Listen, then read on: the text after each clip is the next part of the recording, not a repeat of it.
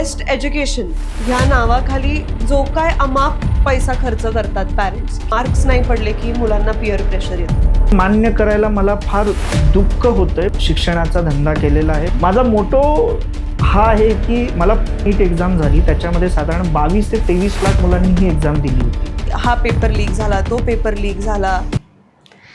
नमस्कार मित्रहो. तर आज आपण भेटलोय आजूबाजूला ज्या काही घडामोडी होत आहेत शैक्षणिक दृष्टीने, की नीटचे पेपर लीक झाले, वेगळा स्कॅम सुरू आहे, तर ह्या सगळ्या अनुषंगाने आपल्याला काय बघितलं पाहिजे, स्टुडंट्सनी यातनं कसं वर यायला पाहिजे आणि पालकांची त्यात काय भूमिका आहे, ह्या सगळ्या गोष्टींवर आपण बोलायला आज भेटलो आहोत. आपल्यासोबत आज जोडले गेले आहेत L2L अकॅडमीचे डिरेक्टर गणेश चोपडे सर, ज्यांनी गेली 12 वर्ष अनेक मुलांना, अनेक स्टुडंट्सला मार्गदर्शन दिलंय. त्यांचे अनेक सेमिनार्स होतात. ते स्वतः फिजिक्सचे टीचर्स आहेत आणि म्हणून त्यांच्या हाताखालून अनेक वर्ष अनेक मुलं त्यांच्या हाताखालून गेले आहेत. सो आपण आज त्यांचं मनोगत ऐकायला इथे भेटलो आहोत. मी अन्वी बाणकर, मी मीडिया स्टुडंट आहे आणि स्टुडंट असल्या कारणाने मला हा विषय खूप जवळचा वाटतो की काय पिअर प्रेशर असतं मुलांमध्ये ज्यावेळेस ते परीक्षा द्यायला बसतात आणि त्याच्या मागे कित्येक वर्षाची तयारी असते आणि ज्यावेळेस त्यांना कळतं की आपल्यासोबत स्कॅम झालाय, ज्यावेळेस त्यांच्या पालकांना हे कळतं, त्यावेळेस त्यांना काय फील होतं हे मला खूप नीट माहिती आणि ते ओव्हरकम कसं करावं हे एक शिक्षक खूप नीट सांगू शकतो, कारण त्यांनी अनेक वर्ष मुलांना पाहिलंय. प्रत्येक मुलगा वेगळा असतोच, पण माइंडसेट आणि ध्येय ॲट दी एंड सेम आहे. म्हणून आज आपण सरांशी इथे बोलणार आहोत. तर नमस्कार सर, तुमचं ह्या पॉडकास्टमध्ये मी खूप खूप स्वागत करते. तर आपण सुरू करूयात. सर, तुमच्याबद्दल थोडक्या शब्दात आमच्या ऑडियन्सला काही सांगाल का?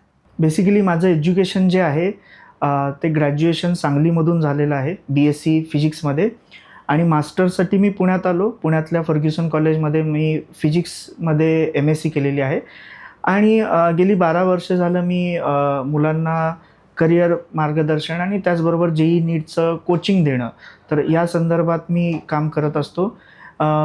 गेली 12 वर्ष झालं मी शेकडो सेमिनार्समधून हजारो मुलांना मार्गदर्शन केलेलं आहे.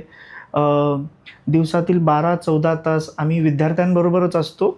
सो विद्यार्थ्यांच्या ज्या अडचणी आहेत, त्यांची परिस्थिती जी आहे ती खूप जवळून बघतो आणि त्या दृष्टीनं त्यांना मार्गदर्शन करणं, त्यांना गाईड करणं, तर अशा पद्धतीनं आमचं काम चालू असतं. चांगलं आहे. मित्रांनो, मला सांगण्यात अत्यंत आनंद होतोय की त्यांच्या ह्याच कामासाठी त्यांना 2017 ह्या सालात रॉयल अकॅडमीचा बेस्ट टीचर अवॉर्ड दिला गेला होता. त्याचबरोबर आत्ताच 2026मध्ये स्विफ्ट अँड लिफ्ट या ऑर्गनायझेशननी त्यांना नॅशनल टीचर्स अवॉर्ड ही पदवी दिली आहे. सो एक शिक्षक स्टुडंटच्या सगळ्यात जास्त जवळ असतो असं मला वाटतं, कारण तो अभ्यासात काय करतो आणि अभ्यासात कसा आहे किंवा तो किती सिन्सिअर आहे, किती मस्तीखोर आहे, हे एका शिक्षकापेक्षा जास्त चांगलं कुणीच ओळखू शकत नाही. सर, आपण मुद्द्याकडे वळूयात. आत्ता नीटचे पेपर लीक आणि नीटचा जो काय स्कॅम चालू आहे ह्याबद्दल तुम्हाला काय वाटतं आणि तुमची काय प्रतिक्रिया होती ज्यावेळेस तुम्हाला हे सगळं कळालं? फर्स्ट ऑफ ऑल मला वाईटही वाटलं जेव्हा घटना ही घडली आणि त्याची बातमी आमच्यापर्यंत आली. दुःखही वाटलं आणि त्याची चीडही आली. वाईट विद्यार्थ्यांच्या बाबतीत वाटलं, कारण जसं तू बोललीस की मुलांबरोबर नेहमी असल्यामुळे मी मुलांचे ते प्रयत्न, मुलांची मेहनत मी बघितलेली आहे. एका महत्त्वाच्या परीक्षेसाठी ज्यांनी डॉक्टर बनण्याचं स्वप्न उराशी बाळगून जी मुलं 2 वर्ष, काही मुलं 4-5 वर्ष झालं मेहनत करत आहेत आणि इतक्या महत्त्वाच्या परीक्षेमध्ये जर अशा प्रकारे गोंधळ होत असेल, अशा प्रकारे पेपरफुटी होत असेल, तर त्या मुलांना होणारा त्रास, त्यांच्या पालकांना होणारा त्रास मी खूप जवळून पाहिलेला आहे. याचं कारण की ॲज अ टीचर आम्ही समजतो की आम्ही त्या मुलाचे सेकंड पॅरेंट आहोत, आम्ही त्याचे दुसरे पालक असतो आणि त्याच्यामुळे पालक म्हणून आम्हाला ह्या गोष्टीची फार वाईट वाटलं, चीड वाटलं आणि दुःख याचं वाटलं की हे पेपर फोडणारे सुद्धा आमच्यासारखेच शिक्षक होते. काही तर NTA मध्ये ज्यांनी पेपर तयार केला तसेच काही टीचर होते आणि कोचिंग क्लासेसमधले सुद्धा टीचर होते की ज्यांच्यामुळे हे सगळं स्कॅम आलेलं आहे. आणि एकंदर या सगळ्या गोष्टींमुळं कुठेतरी पुन्हा एकदा ते कोचिंग क्लासचं जे कमर्शियलायझेशन झालेलं आहे त्याच्यामध्ये जो गोंधळ होतो किंवा त्यामध्ये मोठ्या प्रमाणात जी फसवणूक होते, ह्या सगळ्या मुद्दे पुन्हा चर्चेला आलेले आहेत. बट कुठेतरी मी जेव्हा न्यूज चॅनलमध्ये बघत होतो तर मला असं जाणवलं की त्या विषयावर बोलणाऱ्या बऱ्याच जणांचा ह्या शिक्षण क्षेत्राचा एवढा अभ्यास नसल्यामुळे कुठेतरी एकेरी पद्धतीनं फक्त त्याच्यावर बोललं जात होतं असं मला जाणवलं. आणि म्हणून मला वाटलं की एक शिक्षक म्हणून आपण आपल्या या शिक्षण क्षेत्राबद्दल आपण चांगल्या प्रकारे लोकांना सांगू शकतो. त्यात काय चांगल्या गोष्टी घडतात, काय वाईट गोष्टी घडतात, तर ह्या सगळ्या आपण गोष्टी समाजापर्यंत पोहोचवल्या पाहिजेत अशी माझी मनापासूनची प्रामाणिक अशी इच्छा होती. आणि त्यासाठीच आपण ह्या आज पॉडकास्टच्या माध्यमातून जास्तीत जास्त लोकांचं ज्या काही शंका आहेत त्या दूर करण्याचा आपण प्रयत्न करूया. बरोबर. सर, जसं तुम्ही म्हणालात की जे लोक अकॅडमीज चालवतात त्यांनीच हा स्कॅम केलाय किंवा त्यांचे रिझल्ट चांगले यावे म्हणून हा स्कॅम झालाय. सर, मला पण असं वाटतं की एज्युकेशन हे सार्वजनिक ॲम्युनिटी न राहता ती एक मोनोपोली आणि एक बिझनेस झालाय. कारण प्रत्येकच मुलाला आज करिअर करायचं आहे, आपण त्या रेसमध्ये ऑलरेडी आहोत. पण ज्या वेळेस ह्या गोष्टीचा फायदा घेतला जातो, की मी पण बघते किंवा अशा खूप केसेस मी पण ऐकल्यात की मोठमोठ्या बॅनर्सवर रँकर्सचे फोटोज असतात, पण ते रँकर्स त्यांच्या अकॅडमीत शिकलेच नाहीत, त्या रँकर्सनी त्याचे पैसे घेतलेत और त्यांना ते माहितीच नाहीये. सो हा एक वेगळा स्कॅम आहे. सो ही एज्युकेशन मोनोपोली जी झाली आहे की मोठमोठ्या अकॅडमीजमध्ये जा तुम्हाला रिझल्ट मिळतोच, ह्यावर तुम्हाला काय म्हणायचं आहे? कारण शिक्षणाचा धंदा झालाय हे म्हणायला काही हरकत नाही असं मला वाटतं. हे मान्य करायला मला फार दुःख होतंय, पण ही सत्य परिस्थिती आहे. खरंच काही शिक्षकांनी आणि काही शिक्षण संस्था चालकांनी शिक्षणाचा धंदा केलेला आहे, बाजारीकरण केलेलं आहे. याला कुठेच आपण नाकारू शकत नाही. बट याची पार्श्वभूमी जर आपण नीट पाहिली तर आपल्याला हा मुद्दा नीट कळू शकतो. जर आपण विकसित देशांमध्ये पाहिलं तर तिथल्या शाळा किंवा कॉलेजेस जे आहेत ते इतके सक्षम आहेत, तिथले शिक्षक इतक्या काय म्हणूया की वेल क्वालिफाईड आहेत, इतके सक्षम आहेत की तिथल्या मुलांना असं पॅरलल काही कोचिंग घेण्याची गरज नाही भासत. त्यामुळे तुम्ही जर विकसित देशांमध्ये पाहिलात, पर्टिक्युलर आपण अमेरिका किंवा युरोपियन देशांचा जर विचार केला तर तिथे अशी पॅरलल कोचिंग इंडस्ट्री नावाचा प्रकार नाही. कारण त्या देशांनी शिक्षण धोरणावर विशेष लक्ष दिलेलं आहे. त्यांनी तिथल्या शाळा कॉलेजांच्या इन्फ्रास्ट्रक्चरवर लक्ष दिलेलं आहे. तिथे जी शिक्षक भरती होती त्याच्यामध्ये त्यांनी ती गुणवत्ता ठेवण्याचा प्रयत्न केलेला आहे. आणि त्याच पद्धतीनं त्या शिक्षकांना एक चांगलं मानधन देण्याचा पण त्यांनी तिथं खूप चांगला प्रयत्न केलेला आहे. त्यामुळे तिथे आपण म्हणू शकतो की जे चांगले ब्रेन आहेत ते तुम्हाला टीचिंग फील्डमध्ये, प्रोफेशन म्हणजे एज्युकेशन फील्डमध्ये आलेले तुम्हाला दिसू शकतात. दुर्दैवाने आपल्या भारतामध्ये तशी परिस्थिती नाही आहे. आपल्या भारतासारख्या एवढ्या मोठ्या देशामध्ये जेव्हा आपण शिक्षणाबद्दल बोलतो तर आपल्या शाळा कॉलेजेसमध्ये जे शिक्षण दिलं जातं ते खरंच जागतिक दर्जाचं आहे का हा प्रश्न पहिला तर पडतो. तिथे येणारे शिक्षक, त्या शिक्षकांना मिळणारं मानधन आणि त्या शिक्षकांना तिथे परमनंट होण्यासाठी करावी लागणारी धडपड आणि त्याच्यासाठी भरावं लागणारं डोनेशन, तर हा खूपच मोठा असा मुद्दा आहे. आणि त्यामुळे कुठेतरी शाळा कॉलेजेसमध्ये आपल्याला त्या दर्जाचं शिक्षण मिळत नाही. म्हणून काय तर म्हणून दुसरा पर्याय म्हणून कोचिंग इंडस्ट्री जी आहे ती हळूहळू नावारूपाला आलेली आहे. आता पर्टिक्युलर आपण 11वी-12वीचंच उदाहरण घ्यायचं झालं तर CBSEच्या 11वी-12वीच्या शाळा असू देत किंवा HSC बोर्डच्या, महाराष्ट्र बोर्डच्या 11वी-12वीचे ज्युनियर कॉलेजेस असू देत, यामध्ये काय शिकवलं जातं तर यामध्ये साधारणपणे त्या बोर्डचा म्हणजे CBSE बोर्ड असू दे किंवा स्टेट बोर्ड असू दे तर ह्या बोर्डचं शिक्षण दिलं जातं. बरं, या बोर्डच्या शिक्षणानंतर बोर्डमध्ये जे मार्क्स मिळणार आहे त्यांचा पुढे काय उपयोग आहे का तर दुर्दैवाने नाही आहे. ज्या सरकारने या शिक्षण संस्था तयार केलेल्या आहेत त्यांनीच सांगितलेलं आहे की 12वी नंतर जर तुम्हाला करिअर करायचं असेल तर तुम्हाला एक स्पर्धात्मक परीक्षा द्यावी लागेल, एक एंट्रन्स एक्झाम द्यावी लागेल. बरं, मग ह्या एंट्रन्स एक्झामचं जे सराव जो आहे त्याचं जी तयारी जी आहे ती या शाळा कॉलेजेसमध्ये करून घेतली जाते का तर दुर्दैवाने नाही केली जात. मग ही जी गॅप आहे ही भरून काढण्यासाठी काही शिक्षक पुढे आले. त्यांनी मुलांना ह्या जादाच्या परीक्षांसाठी तयारी करून घेणं चालू केलं आणि मग हळूहळू करत ही जी आपण म्हणूया की कोचिंग इंडस्ट्री जी आहे ती एक समांतर पद्धतीनं पॅरलल उभी राहिली. तर पूर्णपणे त्या टीचर्सना दोष देणं थोडंसं चुकीचं होईल, कारण मी जसं म्हणालो की जर तुम्हाला शाळा कॉलेजेसमध्ये जर शिक्षक व्हायचं असेल तर त्यांचं बॅकग्राऊंड जे आहे त्यांना MSc करावं लागतं, BEd करावं लागतं, जे एका अर्थाने बरोबर पण आहे. बट समजा ही क्वालिफिकेशन असून सुद्धा मला त्या शाळांमध्ये परमनंट होण्याचे चान्सेस आहेत का, तर दुर्दैवाने फार कमी असतात. तिथे मोठ्या प्रमाणात संस्था चालकांना आपल्याला डोनेशन द्यावं लागतं, पैसा द्यावा लागतो. बरं तुम्ही तसं नसाल, एखादा टेम्पररी टीचर म्हणून पाहिला तर दुर्दैवाने टीचरला 10 ते 15,000 20,000 फक्त सॅलरी दिली जाते. मला खूप चांगल्या प्रकारे आठवतं माझ्या सुरुवातीच्या काळामध्ये माझ्या एका ओळखीच्या सरांनी मला एका कॉलेजमध्ये म्हणजे बोलवलं होतं. मी त्या कॉलेजचं नाव घेत नाही, बट पुण्यातील खूप नामांकित असं कॉलेज होतं आणि त्यांना थोडासा एक टेम्पररी टीचर हवा होता.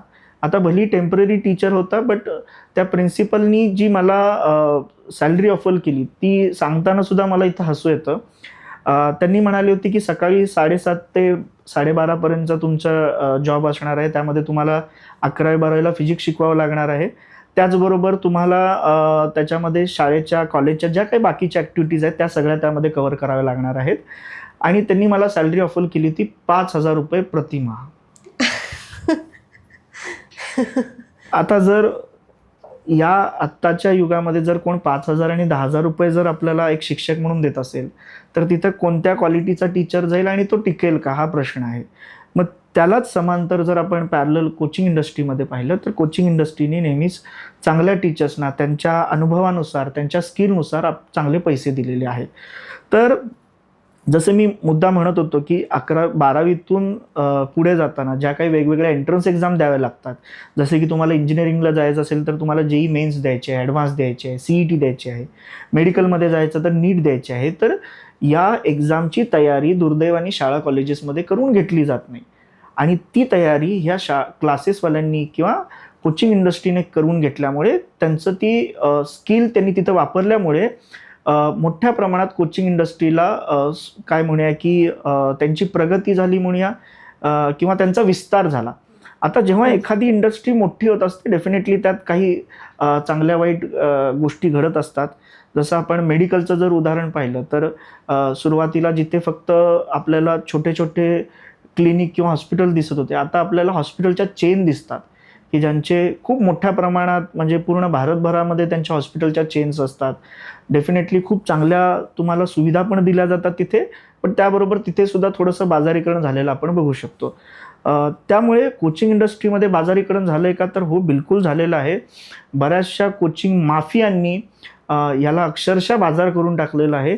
आपण पुढे हे मुद्दे घेऊयाच की कशा पद्धतीनं कोचिंग क्लासवाले मुलांना, पालकांना फसवतात, कशा प्रकारे त्यांना भूलथापा देतात आणि एक पालक म्हणून आपण कसं त्यापासून वाचलं पाहिजे हे तर बघूयाच. बट डेफिनेटली कोचिंग क्लासमध्ये खूप मोठ्या प्रमाणात गोंधळ चालू असतो.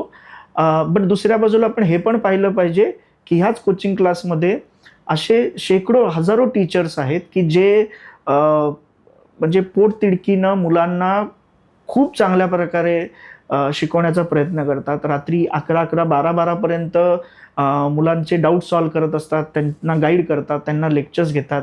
तर ही दुसरी बाजू पण आपण पाहिली पाहिजे की काही कोचिंग माफियांनी जरी याचा बाजार केला असला तरी इथे असे शेकडो, हजारो चांगले टीचर्स पण आहेत जे मुलांसाठी धडपडतात, ज्यांचा शुद्ध हेतू आहे की मुलांचं चांगलं झालं पाहिजे, मुलांना त्यांच्या करिअरमध्ये चांगलं सक्सेस मिळालं पाहिजे. अशी धडपडणारी हजारो चांगले शिक्षक सुद्धा आपल्याला या कोचिंग इंडस्ट्रीमध्ये मिळणार आहेत. बरोबर, योग्य आहे सर. सर मला तुम्हाला एक प्रश्न विचारायचा आहे की तुमच्या अकॅडमीचं नाव लर्न टू लर्न आहे, तुम्ही स्वतः एक अकॅडमी चालवता. सो ज्यावेळेस तुम्हाला कळतं की एज्युकेशन सिस्टममध्ये इतका मोठा घोळ सुरू आहे आणि तुम्ही जसं म्हणालात की भरपूर शिक्षक आहेत जे प्रामाणिक आहेत, ज्यांना पुढची पिढी घडवायची आहे. सो तुमच्या अकॅडमीचा म्हणजे लर्न टू लर्न ह्या अकॅडमीचा काय मोटो आहे, तुमचा काय हेतू आहे आणि त्या नावाचा काय अर्थ आहे हे आम्हाला जाणून घ्यायला आवडेल. मोटोबद्दल बोलायचं झालं तर कदाचित माझे कोचिंग क्लासमधले माझे जे कलिग आहेत ते थोडेसे मला या पॉडकास्ट नंतर ओरडतील. माझा मोटो हा आहे की मला पर्सनली असं वाटतंय की जसं एखाद्या विकसित देशांमध्ये पॅरलल कोचिंग इंडस्ट्री नसते, तशी भारतामध्ये सुद्धा आयडियली पॅरलल कोचिंग इंडस्ट्री नसावी. म्हणजे माझे जे सहकारी असतात ते गमतीनं नेहमी म्हणतात की ह्या सरांचा अजेंडा आहे की कोचिंग क्लासेस बंद पाडले पाहिजेत. तर मला पर्सनली वाटतं की जेव्हा खरंच आपल्या शाळा कॉलेजेसमधून चांगल्या पद्धतीचं एज्युकेशन मिळायला लागेल, तर पॅरलली ह्या कोचिंग इंडस्ट्रीचा पर्पज जो आहे तो कमी होत जाईल आणि शाळा कॉलेजेसमध्येच मुलांना चांगलं एज्युकेशन मिळून जाईल आणि कोचिंग इंडस्ट्री नावाचा हा प्रकारच नसला पाहिजे. माझ्या क्लासच्या नावाबद्दल बोलायचं झालं तर लर्न टू लर्न अकॅडमी. तर याचा अर्थ आम्ही असा विचार केला होता की जेव्हा आम्ही फिजिक्स, केमिस्ट्री, मॅथ्स, बायोलॉजी मुलांना शिकवतो, तर त्यावेळी आम्हाला जाणवलं की मुलांना ह्या विषयांसोबतच त्यांना शिकायचं कसं हे शिकवणं फार गरजेचं आहे. म्हणजे मला नेहमी वाटतं की शिकायचं कसं हे जर आपण शिकलो ना, तर आपण डेफिनेटली कोणत्याही विषयामध्ये, कोणत्याही फील्डमध्ये खूप चांगल्या प्रकारे शिकू शकतो. म्हणजे आजसुद्धा भलेही मी शिक्षक असलो तरी सकाळी 5ला उठून मी अभ्यास करत असतो, क्वेश्चन सोडवत असतो.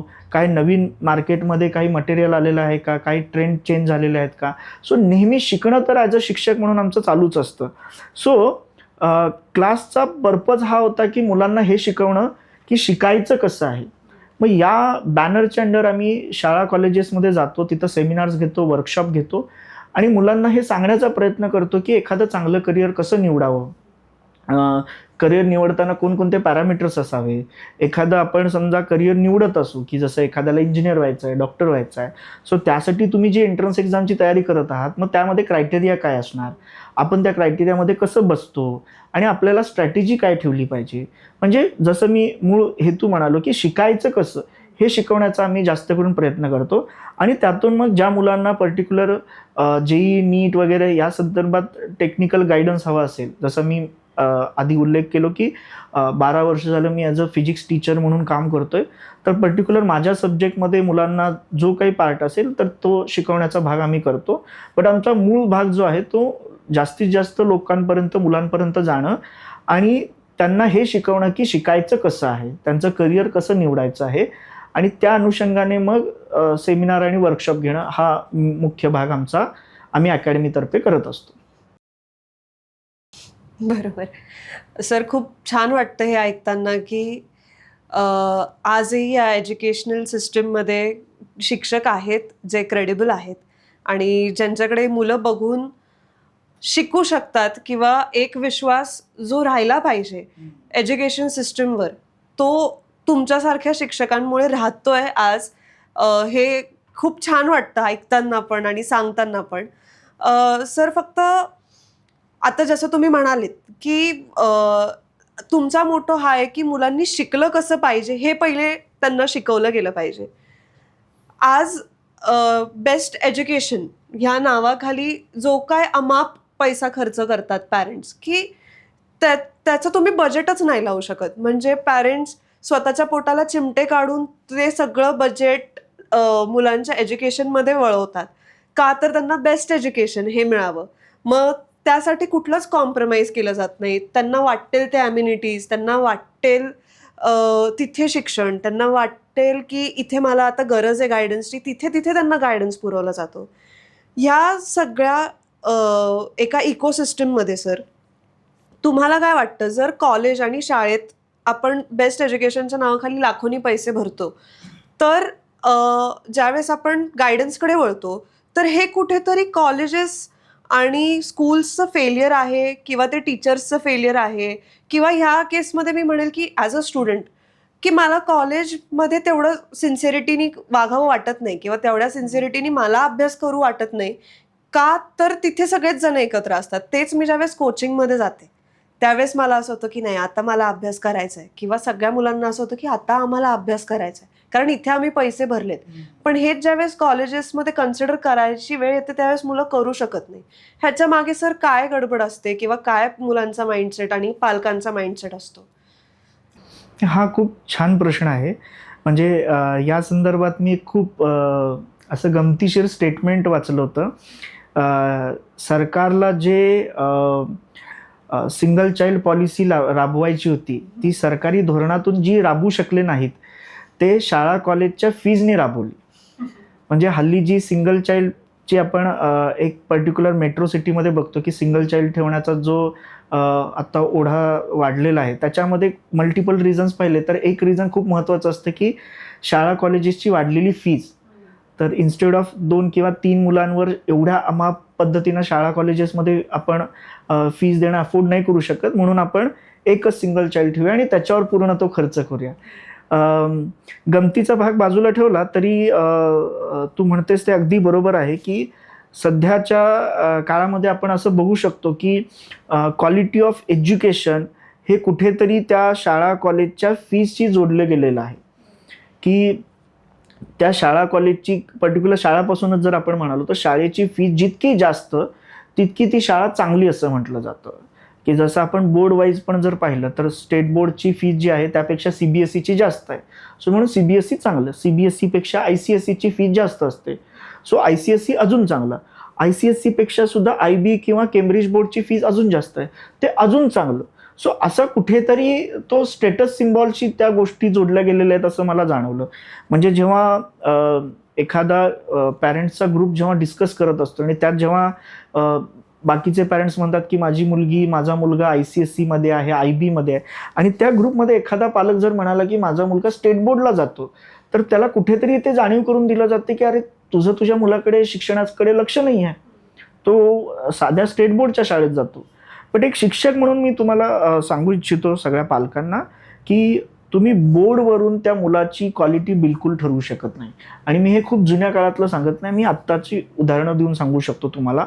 आणि हे सांगण्याची म्हणजे मी सांगू शकतो याचं कारण ॲज अ टीचर म्हणून मी state board, CBSE, ICSE, NIOS board, IB board, Cambridge board, जेवढे म्हणून बोर्ड आहेत या सगळ्या बोर्डच्या मुलांना शिकवलेलं आहे. इव्हन आत्ता सुद्धा अशा मुलांना शिकवतो, मार्गदर्शन करतो. आणि मी ऑब्झर्व केलेलं आहे की 11वी-12वी एक असं जंक्शन झालेलं आहे की त्याच्या पुढच्या वाटा सगळ्यांना समान आहेत. सो तुम्ही कोणत्याही बोर्डमधून शिकलेला असाल तरी सुद्धा 11वी-12वीमध्ये आल्यानंतर ही सगळी बोर्डची मुलं जी आहेत ती एका लेवलला येतात. काही ठिकाणी काही अंशी आपण म्हणू शकतो की ICSE बोर्डचा जो स्टुडंट असतो त्याला 9वी-10वी, 8वी-9वी-10वीला सिलेबस थोडासा जास्त असतो. सो त्यामुळे 11वीच्या सुरुवातीला थोडंसं त्यांना एज मिळतं डेफिनेटली. बट ओव्हरऑल तुम्ही 11वी-12वीची जर्नी जर पाहिलात तर इथे बोर्ड तेवढा मॅटर करत नाही. जर तुम्ही म्हणजे आम्ही नेहमी म्हणतो की जर तुमचं उद्देश पहिल्यापासूनच आहे की मुलाला शिक्षणासाठी परदेशात पाठवायचं आहे तर मग CBSE, ICSE बोर्ड किंवा त्यातल्या त्यात अजून थोडंसं तुम्हाला इंटरनॅशनल बोर्डकडे जायचं असेल IB किंवा केम्ब्रिज, तर त्याचा विचार करू शकता जेव्हा डे 1ला तुमचं क्लिअर आहे की मला मुलाला बाहेरच पाठवायचं आहे. अदरवाईज इवन CBSE आणि ICSE बोर्डला पण म्हणतो जर तुमचं जॉबचं काय म्हणूया की जॉबचं नेचर असं आहे की तुम्हाला भारतभरामध्ये कुठेही तुमची ट्रान्सफर होऊ शकते, जसे सेंट्रल गव्हर्नमेंटचे जे एम्प्लॉईज आहेत. सो अशांना आम्ही म्हणतो की डेफिनेटली तुम्ही CBSE किंवा ICSE, त्यात पण CBSE बोर्ड बरोबर गेला तर जास्त सोयीचं होईल. जसं की पर्टिक्युलर डिफेन्सच्या लोकांसाठी KV केंद्रीय विद्यालय किंवा आर्मी पब्लिक स्कूल आहेत, तर इथे CBSEचा म्हणजे बोर्ड शिकवला जातो आणि भारतभरामध्ये हे सगळं कनेक्टिंग नेटवर्क असतं यांचं. अदरवाईज स्टेट बोर्डसुद्धा बिलकुल कमीपणाचं म्हणण्याचं बिलकुल कारण नाही. आणि मी यावरून म्हणत नाही की मी स्टेट बोर्डमध्ये शिकलो होतो, मी तर मराठी माध्यममध्ये शिकलो होतो आणि तरीसुद्धा आत्ता मी शिक्षक आहे आणि हजारो मुलांना शिकवतोय. सो मी माझा 25-30 वर्षापूर्वीचा रेफरन्स देऊन सांगत नाही की स्टेट बोर्ड चांगला आहे. मी आत्ताच्या रेफरन्समध्ये सांगतोय स्टेट बोर्डचा सुद्धा सिलेबस खूप अपग्रेड झालेला आहे आणि बोर्डवरून एखाद्या मुलाची IQ किंवा एखाद्या मुलाची लेवल ठरवणं ते अत्यंत चुकीचं आहे. सो पालकांनी पहिला तर हे डोक्यातून काढून टाकलं पाहिजे की शाळा किंवा कॉलेज असू दे त्याची फीज जास्त म्हणजे तिथलं क्वालिटी ऑफ एज्युकेशन सगळं चांगलं असेल असं बिलकुल नसतं. आणि दुसऱ्या बाजूला जेव्हा आपण पुढे जाऊन क्लासमध्ये येतो पर्टिक्युलर 11वी-12वीमध्ये, तर इथे सुद्धा तो ट्रेंड थोडासा चालू असलेला मी पाहिलेला आहे की आपण जसं म्हणतो की सो कॉल्ड ब्रँडेड क्लास जेव्हा डोळ्यासमोर येतात तर त्या ब्रँडेड क्लासची फीज खूप जास्त असते. आणि पालकांमध्ये पुन्हा तो स्टेटस सिम्बॉल असतो की जेव्हा एखाद्याचा पाल्य ब्रँडेड क्लासमध्ये जातो तर ते कुठेतरी ते 4 लोकांना सांगताना त्यांना ते खूप प्राऊड फील होतं की माझा मुलगा जो आहे, माझी मुलगी जी आहे ती फलाना क्लासमध्ये आहे, ढिमकाना क्लासमध्ये आहे. सो तो कुठेतरी स्टेटस सिम्बॉलशी त्यांनी जोडून दिलेला आहे आणि त्यांच्या डोक्यात कुठेतरी बसलेलं आहे की सो कॉल्ड नॅशनल लेवलच्या ब्रँडेड क्लासमध्ये जर आपण मुलाला टाकलं, लाखो रुपयांची फीस भरली, म्हणजे झालं, आता आपला मुलगा डॉक्टर किंवा इंजिनियर बनूनच बाहेर पडणार आहे. तर असं बिलकुल नाही आहे. सो क्लासची फीज किंवा शाळेची फीज तिथल्या गुणवत्तेला जस्टिफाय करेलच असं नाही. बरेचसे क्लासवाले आहेत, लोकल क्लासवाले आहेत, जे कमी फीजमध्ये पण खूप चांगल्या प्रकारे शिकवतात. इव्हन ऑनलाईन प्लॅटफॉर्मवरती सुद्धा आपण त्याच्यावर पण पुढे येऊयाच. ऑनलाईन प्लॅटफॉर्ममध्ये पण खूप कमी फीजमध्ये खूप चांगल्या प्रकारे शिक्षण आपल्याला मिळतं.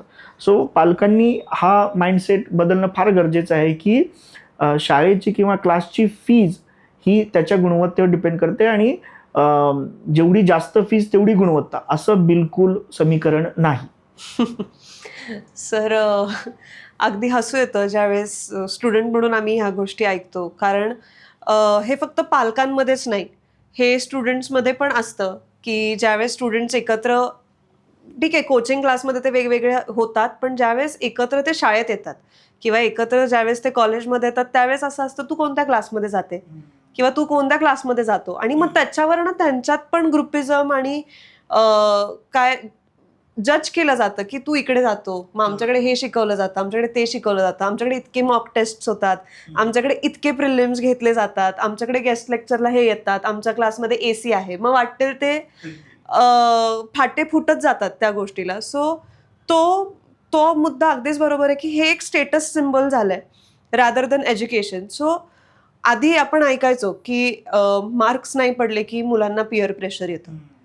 आता पिअर प्रेशर कशाचं येतं हा एक वेगळा मुद्दा आहे की पिअर प्रेशर तुम्ही एज्युकेशनचं घेताय, पिअर प्रेशर तुम्ही उत्तरं कसे देताय ह्याचं घेताय, का पिअर प्रेशर तुम्ही ह्याचं घेताय की मला जमतंय की नाही जमतंय, का ह्याचं घेताय की आता मी सायन्समध्ये किंवा आता मी नीट ॲस्पिरंट आहे तर मला डॉक्टर होणंच आहे.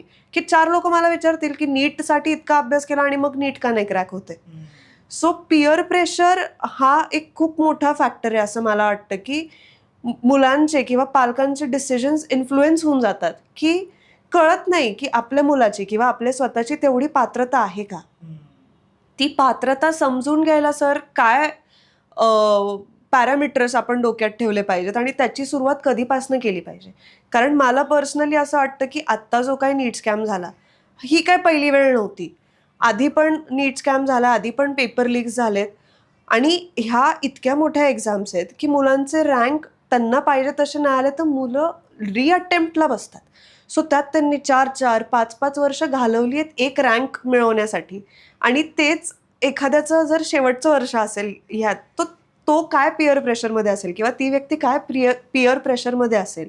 सो ह्याचे पॅरामीटर्स काय आहेत, हे कसं ओळखावं आणि कशी पुढची वाटचाल करावी मुलांनी पण आणि पालकांनी पण.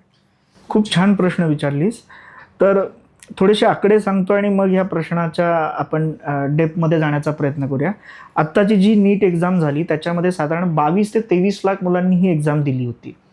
सो हा आकडा पाहायला गेला तर प्रचंड मोठा आहे. म्हणजे 22 ते 23 लाख मुलं एका एक्झामसाठी प्रिपेअर करतात आणि त्या प्रिपरेशन नंतर ज्या सीट्स मिळणार आहेत, पर्टिक्युलर आपण MBBSच्या पाहिल्या तर गव्हर्नमेंट आणि प्रायव्हेट मिळून साधारण 1 लाख ते 1,10,000 पर्यंत सीट्स आहेत. त्यात पण जर आपण पाहिलं तर गव्हर्नमेंटच्या सीट्स साधारण 50% म्हणजे 50-60 हजारच्या आसपास आहेत. बाकीच्या ज्या 50-60 हजार आहेत त्या प्रायव्हेट सीट्स आहेत, जिथं भारतातील 90% पालक किंवा विद्यार्थी अफोर्डच करू शकत नाही. कारण प्रायव्हेटची फीज जर आपण पाहिली तर ती 50-70 लाखांपासून ती 1 करोडपर्यंत जाते पूर्ण 4.5 वर्षांच्या कोर्सची.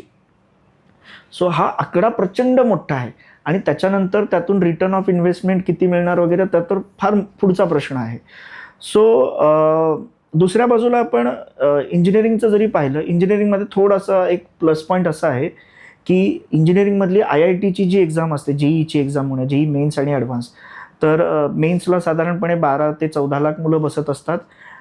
IITमध्ये सीट्स जर पाहिल्या तर त्या साधारण 17,000च्या आसपास आहेत. डेफिनेटली IITमधल्या सीट्स खूप कमी आपल्याला वाटू शकतात, बट इंजिनिअरिंगच्या मुलांकडे बरेच ऑप्शन्स आहेत. IIT नाही तर NITs आहेत, NIT नाही तर ॲटोनॉमस बरेचसे स्टेट कोटाचे कॉलेजेस असतात, प्रायव्हेट कॉलेजेस आहेत, डीम्ड युनिव्हर्सिटीज आहेत.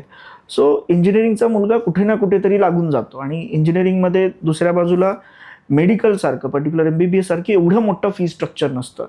सो तरीसुद्धा या प्रश्नांकडे जाताना थोडंसं आपण खाली जाऊन हा विचार केला पाहिजे की एवढ्या मुलांनी एक्झाम दिली गेली पाहिजे का, म्हणजे 22 ते 23 लाख मुलांनी नीटची एक्झाम द्यावी का आणि 12 ते 14 लाख मुलांनी JEEची एक्झाम द्यावी का. तर माझं उत्तर आहे की नाही.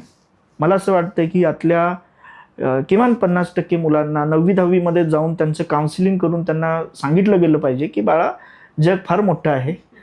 मेडिकल म्हणजे डॉक्टर आणि इंजिनियर होण्याच्या पलीकडे पण खूप मोठं करिअर होऊ शकतात आणि हे काउन्सिलिंग 9वी-10वीपासून करणं फार गरजेचं आहे. कारण मी जेव्हा 11वीच्या पालकांना ह्या गोष्टी सांगायला जातो तर दुर्दैवाने त्यांना ते डायजेस्ट होत नाही. 11वी-12वीला जेव्हा पालक आमच्याकडे येतात आणि ते जेव्हा आम्हाला विचारतात की सर, आमच्या मुलीला नीट करायचं आहे किंवा JEE करायचं आहे, तर ते बऱ्याच वेळा ते विचारायला न येता ते आमच्याकडून कन्फर्मेशन घ्यायला आलेले असतात की बघा, आम्ही आमच्या पद्धतीनं अभ्यास केलेला आहे आणि बेस्ड ऑन आमचा मुलाचं पोटेन्शियल आम्हाला वाटतं की त्यांना नीटच करावं, फक्त तुम्ही कन्फर्म करा की आम्ही बरोबर बोलतोय का नाही. ओके. सो ते 11वी-12वीमध्ये गेल्यानंतर त्यांना कन्व्हिन्स करणं हे फार अवघड जातं. ओके. आणि सीट्सचा जर पाहिला तर म्हणजे फ्यू % मुलांनाच ॲडमिशन मिळणार आहे, डे 1लाच क्लिअर आहे आपल्याला. सो खरंच एक पालक म्हणून आपण अशा कॉम्पिटिशनमध्ये घातलं पाहिजे का, हा फार महत्त्वाचा प्रश्न आहे. मी जसं आधी पण बोललो की यावर पण माझे बरेचसे सहकारी मला म्हणू शकतात की, कारण ॲज अ टीचर म्हणून तसं बघायला गेलं तर माझी रोजीरोटी या JEE नीट ॲस्पिरंट्सवर चालते. सो जेवढी जास्त मुलं JEE नीटमध्ये येतील तेवढं माझं घर चांगलं चालणार आहे. ओके. सो आम्ही नेहमी म्हणतो की आमच्या कोचिंग इंडस्ट्रीला आता सुगीचे दिवस चालू आहेत, गोल्डन पिरियड चालू आहे आमचा. बट स्टील एक शिक्षक म्हणून मला नेहमी वाटतं की इव्हन शिकवताना मला हे खूप जाणवत असतं की यातला मेजॉरिटी क्राऊड जो आहे यांनी इकडे यायलाच नाही पाहिजे होतं. जसं तू म्हणालीस पॅरामीटर्स काय, तर पॅरामीटर्समध्ये मला पर्सनली वाटतं की सगळ्यांनी सगळ्यात पहिला तर 8वी-9वीमध्ये असताना एखादी सायकोमेट्रिक टेस्ट करणं फार गरजेचं आहे. एखाद्या चांगल्या करिअर काउन्सिलरकडनं ती टेस्ट करून घेणं आणि त्या पद्धतीनं काउन्सिलिंग करून घेणं की खरंच आपलं पोटेन्शियल काय आहे, आपल्या मुलामध्ये स्ट्रेंथ काय आहे, विकनेसेस काय आहेत. शाळेतल्या 60 मुलांमध्ये माझा मुलगा पहिल्या 3मध्ये येतो याचा अर्थ तो मोठ्या एक्झाममध्ये कुठेतरी टिकेल असं बिलकुल नाही आहे. म्हणजे मी जेव्हा माझ्याकडे 11वीची मुलं येतात, मी त्यांना 10वीचा स्कोरच विचारत नाही, कारण माझा 10वीच्या स्कोरवरून काय म्हणूया की विश्वासच उडलेला आहे. यावर्षी सुद्धा CBSEचा रिझल्ट पाहिला तर कित्येक मुलांना आउट ऑफ पडले होते, 100 पैकी 100. पुन्हा मग आमच्या कोचिंग क्लासवाल्यांनी त्याचं पण मार्केटिंग केलं की AIR1 10 AIR1 आमच्या क्लासमधून आहेत. First of all 10th CBSE बोर्डला AIR all India rank असला प्रकार नसतोच. ओके. बट ही काय म्हणूया मार्केटिंग टेक्निक होती, त्यांनी ती वापरली. सो मग एवढ्या मुलांना जर 90च्या पुढे 95च्या पुढे पडतात तर खरंच ती मुलं इलिजिबल आहेत का JEE नीट करण्यासाठी, तर त्याचा answer may or may not be, असू पण शकतात नसू पण शकतात. ह्याचं कारण सांगतो की बऱ्याच वेळा पालक जेव्हा 11वीला आमच्याकडे येतात आणि फार कौतुकानं आम्हाला सांगतात, सर वर्षभर 10वीला काही अभ्यास केला नाही, शेवटच्या 2 महिन्यात फक्त अभ्यास केला आहे आणि बघा 93% पडले. त्याला सांगितलं होतं थोडं अजून केलं असतं तर अजून पडले असते. तर ही जी कौतुकानं गोष्ट सांगतात, एक तर पहिली गोष्ट म्हणजे त्याला वर्षभर कोणी डांबून ठेवलं होतं, कोणी बांधून ठेवलं होतं, याचा अर्थ त्याचा अभ्यासाची कन्सिस्टन्सी नाही आहे.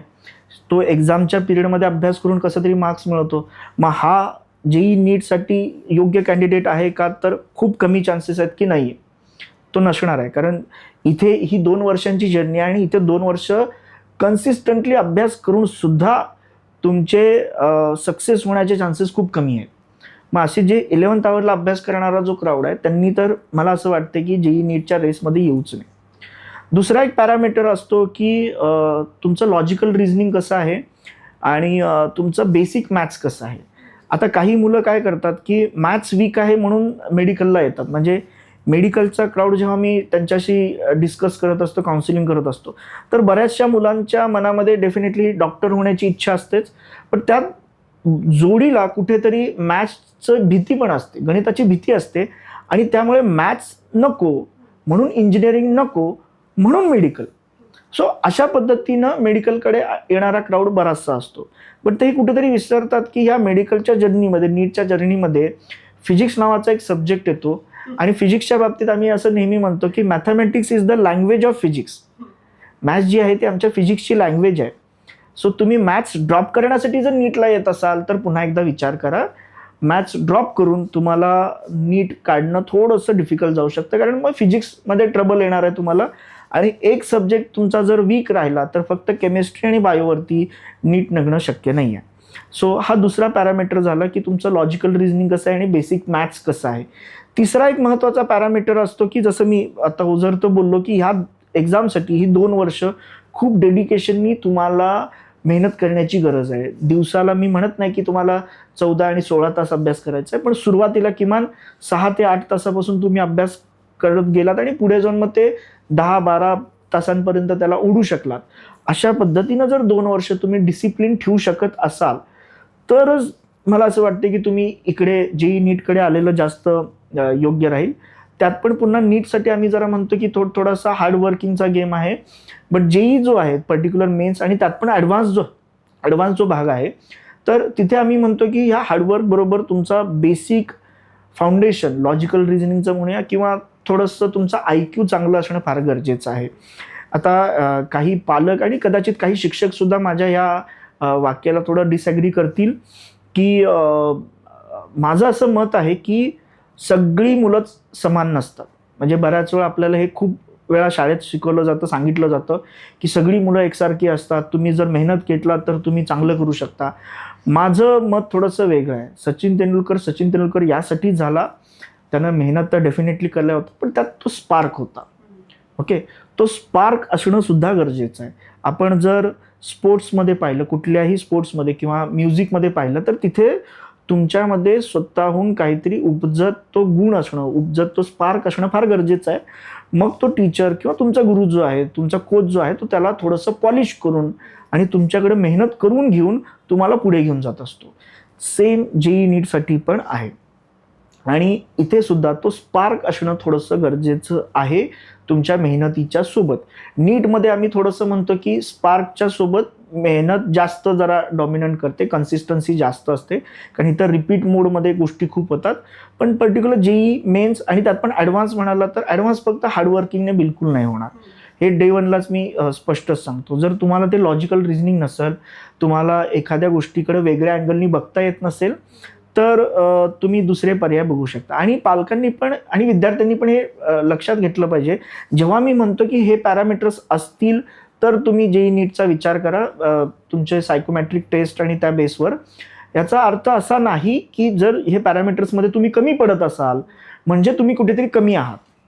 ओके, याहून सुद्धा म्हणजे जेई नीटपेक्षा पण चांगले करिअरचे ऑप्शन्स खूप आहेत. इव्हन जेव्हा मला पालक विचारतात की सर आत्ता ट्रेंडिंगमध्ये काय आहे, कोणत्या फील्डमध्ये जास्त स्कोप आहे आणि कोणत्या करिअरमध्ये मुलांनी गेलं पाहिजे, तर मी थोडंसं त्याला काय म्हणूया की उत्तर असं देतो की स्कोप जो आहे तो एखाद्या फील्डमध्ये नसतो, स्कोप जो आहे तो त्या स्टुडंटमध्ये असतो. ओके, ते फार गरजेचं आहे की तुमच्यात जर स्कोप असेल म्हणजेच तुमच्यात जे पोटेन्शियल असेल तर तुम्ही सुद्धा खूप चांगलं करू शकता. म्हणजे आमच्या कोचिंग इंडस्ट्रीमध्ये टीचिंग, मी जेव्हा 11वी-12वीच्या मुलांना विचारतो तुला काय व्हायचं आहे, तर मुलं म्हणतात कॉम्प्युटर इंजिनियर व्हायचं आहे किंवा इकडं जाऊन मेडिकलमध्ये डॉक्टर व्हायचं आहे, गायनॅक व्हायचं आहे वगैरे, न्यूरोसर्जन व्हायचं, अशी खूप मुलं देत असतात. पण त्यातला कुठलाही विद्यार्थी मला असं बोलताना नाही दिसत की सर मला शिक्षक व्हायचं आहे.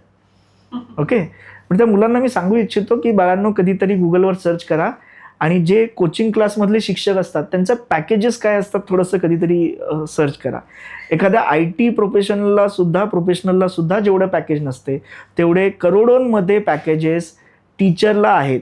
जो तुम्हाला first law of Newton, first law, second law जे मोशनचे आहेत, हे फोर्स, न्यूटन, ॲक्सिलरेशन, ह्या अशा गोष्टी जो शिकवतो त्याला करोडोंचे पॅकेज आहेत. ओके, सो स्कोप म्हणायला गेला तर तसं ॲज अ टीचर म्हणून खूप चांगला स्कोप आहे. बट सगळेच टीचर्स करोडोमध्ये कमवतात का, तर बिलकुल नाही. मी जसं सुरुवातीला बोललो की तुमच्यात ते पॅशन पाहिजे आणि त्यामुळे तुम्ही कोणत्याही करिअरमध्ये गेलात तर तिथे खूप चांगल्या प्रकारे जर मेहनत करत असाल तर तुमचा तिथे स्कोप असणार आहे, अपॉर्च्युनिटीज असणार आहेत. सो त्याच्यामुळे प्रत्येकानंच जेई नीटच्या मागे धावलं नाही पाहिजे. हे पालकांनी समजून घेतलं पाहिजे आपल्या मुलाचं पोटेन्शियल काय आहे, कॅपॅसिटी काय आहे. आणि मी जसं म्हणालो मला असं पर्सनली वाटतं हा 22 लाखाचा आकडा 10 लाखापर्यंत यावा, अजून खाली यावा. जेईचा पण जो आकडा आहे तो जो 12-14 लाखांचा आहे तो अजून कमी आला पाहिजे. ह्याचं कारण आहे की त्यातला मेजॉरिटी क्राऊड त्याच्यासाठी बनलेलाच नाही आहे. मे बी त्यांची ड्रीम वेगळे असणार आहे, त्यांचं पोटेन्शियल वेगळं आहे, बट ते फोर्सफुली किंवा थोड्याशा इन्फ्लुएन्समुळे म्हणूया की या फील्डकडे आलेले आहेत. सो अशा काही पॅरामीटर्सची जर पालकांनी थोडीशी काळजी घेतली तर ह्या रेट रेसपासून आणि ह्या सगळ्या एवढ्या काय म्हणूया की कॉम्पिटिटिव्ह वातावरणातून तुम्ही मुलाला बाजूला काढू शकता आणि त्यात सुद्धा तो खूप चांगलं करिअर करू शकतो. अगदी अगदी. सर, जसं तुम्ही म्हणालात की रॅट रेस ती एक जॉब ज्यावेळेस हवा असतो मुलांना. सो आज आपण लिंक्डइनवर गेलो किंवा कोणत्याही कंपनीच्या HR ला जरी भेटलो तरी तो म्हणणार, एकच गोष्ट सांगणार की एका जॉब प्रोफाईलसाठी हजारो लाखोनी ॲप्लिकेशन्स येतात, बरोबर? सो हे मुलं हे सगळे पॅरामीटर्स पार करून ज्यावेळेस त्यांना जॉब मिळायची वेळ येते त्यावेळेस आपल्याकडे जॉब सिक्युरिटी तर नाहीच आहे. म्हणजे आज या देशात जितके इंजिनियर्स बाहेर पडतात, लिटरली 10 ते 20% इंजिनियर्सला काम मिळतं इमिजिएटली, अदरवाईज लोक अनएम्प्लॉईड आहेत. Same goes for the people who are passing out with their MBBS degree. Same goes for every field. जसं तुम्ही म्हणालात की तो स्पार्क आतून असावा लागतो तेव्हा ते कुठेतरी जाऊन सक्सेसफुल होतं. सर, माझा पुढचा प्रश्न हा आहे की ऑलरेडी आपल्याकडे जॉब सिक्युरिटीवर क्वेश्चन मार्क आहे आणि ज्यावेळेस असे न्यूज की हा पेपर लीक झाला, तो पेपर लीक झाला, मध्ये UPSCची पण न्यूज आली होती, लाखोनी आज या देशात ह्या जनरेशनमध्ये प्रत्येक व्यक्ती कशा ना कशाची ॲस्पिरंट आहे आणि ज्यावेळेस एज्युकेशन सिस्टमवर क्वेश्चन मार्क आहे त्यावेळेस नेक्स्ट जनरेशन घडवताना तुम्हाला भीती वाटते का की आज ही व्यक्ती किंवा हा पर्सन माझं स्टुडंट आहे, जर 1 वर्षांनी हेच परत झालं तर शिक्षकांचा माइंडसेट काय होतो, त्याचबरोबर स्टुडंट्सचा माइंडसेट काय होतो आणि त्याचबरोबर त्यांच्या पालकांचा माइंडसेट काय होतो की एवढी तयारी केली, आता ऑलरेडी आम्हाला माहिती आहे पुढे टेन्शन काय आहे आणि आत्ताचं वेगळं टेन्शन की एज्युकेशन सिस्टमवरच क्वेश्चन मार्क, क्रेडिबिलिटीच नाही आहे. सो त्यावेळेस तुम्हाला काय वाटतं आणि ते ॲज सिटिझन्स, ॲज इंडियन्स आपण कसं टॅकल करायला पाहिजे? आता यामध्ये बऱ्याच सब क्वेश्चन्स पण आहेत, आपण वन बाय वन थोडेसे बघूया. पहिला तर मुद्दा म्हणजे एक शिक्षक म्हणून मला भीती वाटते का, तर हो वाटते. माझ्या मुलांबद्दल मला खरंच भीती वाटते. मी जसं सुरुवातीला पण बोललो की या लाखो मुलांमध्ये सुद्धा अशी हजारो मुलं असतात की जी खरंच जीवाचं रान करून 10-10, 12-12 तासपर्यंत अभ्यास करून सगळ्या गोष्टींचं सॅक्रिफाईस करून तिथं मेहनत घेत असतात. सो त्यांच्या मेहनतीसाठी असं कोणतरी दुसऱ्याच्या चुकीमुळे जर त्यांना त्याचा त्रास होत असेल तर मला त्याचं वाईट वाटतं आणि यांचं पुढं काय होईल याच्याबद्दलची काळजी पण वाटते. बट पुन्हा आपण जर कोरमध्ये गेलो तर पर्टिक्युलर जर आपण पुन्हा जर नीट पाहिलं की JEE असू दे, नीट असू दे किंवा इवन UPSC असू दे, की या फील्डकडे लोकांचा जास्त जाण्याचा कल का आहे, याचं सिम्पल कारण आहे की आपण जेव्हा 15 लाख इंजिनियर्स बाहेर पडतो हा आकडा म्हणतो आणि त्यातल्या 20% लोकांना पण नीट जॉब मिळत नाही असं म्हणतो, तर आपण कुठेतरी लाखोंच्या संख्येनं जे BA होणारे, BCom होणारे, BSc होणारे किंवा अजून कोर्सेस जी मुलं परस्यू करतात या मुलांचं तर डेटासुद्धा आपण डिस्कशनमध्ये घेत नाही. म्हणजे इथे तरी किमान कॉलेजेसमध्ये कॅम्पस आणि ह्या गोष्टींवर चर्चा तर होत असते. BA, BCom, BScला बऱ्याच ठिकाणी कॅम्पस हा प्रकारच नसतो. इथे फक्त आम्ही 3 वर्षाची डिग्री देणार, त्याच्यानंतर तुझं आयुष्य असं सगळं बघावं लागतं.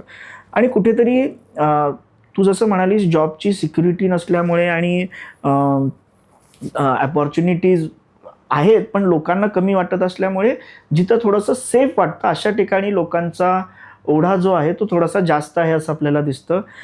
त्यामध्ये UPSC ॲस्पिरंट जे आहे तिकडे पण आपल्याला ओढा दिसतो. तिथे पण हजारो सीट्ससाठी लाखो मुलं ॲप्लिकेशन देत असतात. त्याचबरोबर इंजिनिअरिंग आणि मेडिकल त्याच्यात थोडंसं अलीकडे आपण ग्रॅज्युएशन लेवलला पाहिलं तर अजूनसुद्धा बाकीच्या कोर्सेसपेक्षा भलेही टक्केवारी कमी होत असली तरी इंजिनिअरिंग आणि मेडिकल म्हणजे डॉक्टर या फील्डमध्ये प्रोबॅबिलिटीच्या टर्म्समध्ये जास्त जॉब अपॉर्च्युनिटीज आहेत आणि कुठेतरी म्हणून त्याच्या मागे पळण्याचा ह्या सगळ्यांचा कल असतो.